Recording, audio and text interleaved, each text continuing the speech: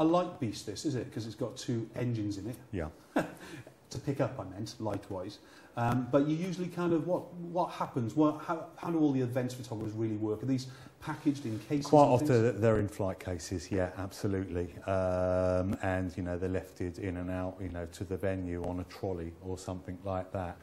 Yeah, I mean, this is quite a substantial printer, but, you know, consider if you were to have 2 separate printers in one flight case, that would weigh even heavier than this. The fact that it's sharing one power supply and that, it does actually lighten the overall weight of it for having 2 printers. I think, though, funny enough, I had one of the very first Kodak die subs years ago, 1996 was it? No, well, not one of the first ones, but you know what I mean, the first ones I bought it.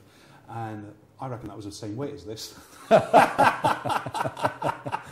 So if you've got an old die sub, you know how much they weigh, kind of thing with it, you know.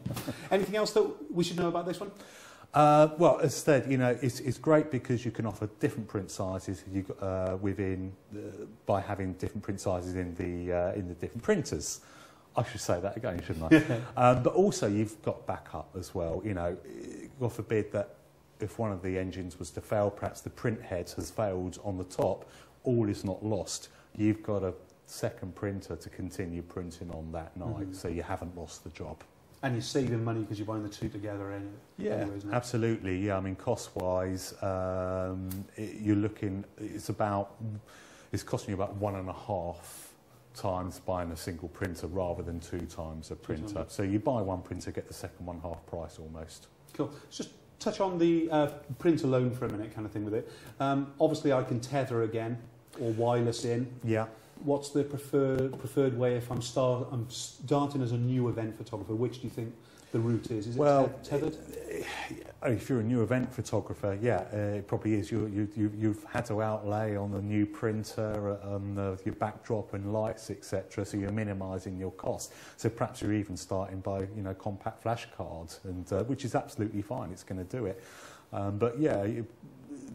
Once you're over that stage and you want to get a little bit faster in your workflow, then tether your camera straight into the laptop, run the appropriate Canon or Nikon software, which is effectively grabbing the image out of the camera and dropping it into the work directory on the laptop or your PC.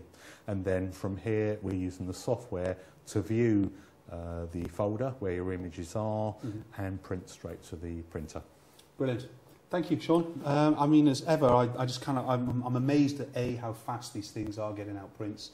The quality, I think, is brilliant. It's amazing I can still spot a Nikon image, though, compared to a Canon one. We won't talk about the colour. But it's amazing. But the profile, we've touched on that in other films, you've got to make sure if you want a perfect, best print out of it, you should always go through the heartache of printer calibration, shouldn't you? I mean, everything that we're printing today, Mark, everything you see us at an exhibition, none of it has been custom profiled. No. It's all out of the box. And that is so sellable, that is unbelievable. Absolutely. You know, when we 100%. Haven't tweaked that at all, not in the cassette, in camera. There's no colour generic or custom colour profile in this laptop. I'm just using the colour profile that comes with the driver supplied by Mitsubishi. If we want to improve on those colours, yeah, we can get a custom colour profile. Yeah. Let's not forget, you can also custom colour balance your camera in an exact tone to what you want it to be. So even though you might like your fleshy colours, I should say, to be 5600 or 5500 with it, you can go into both the Nikon and the Canon and do a very specific kind of colour tweak on camera. So you don't even have to worry about kind of the likes of the Picasso to be doing that as well.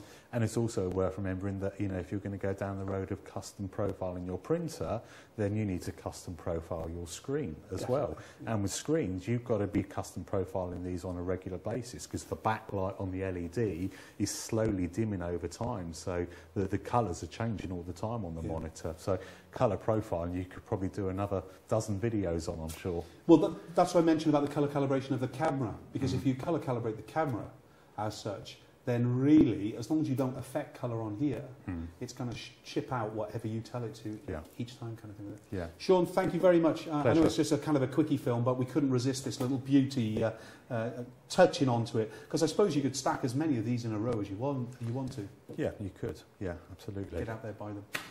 That was his sales plug for me.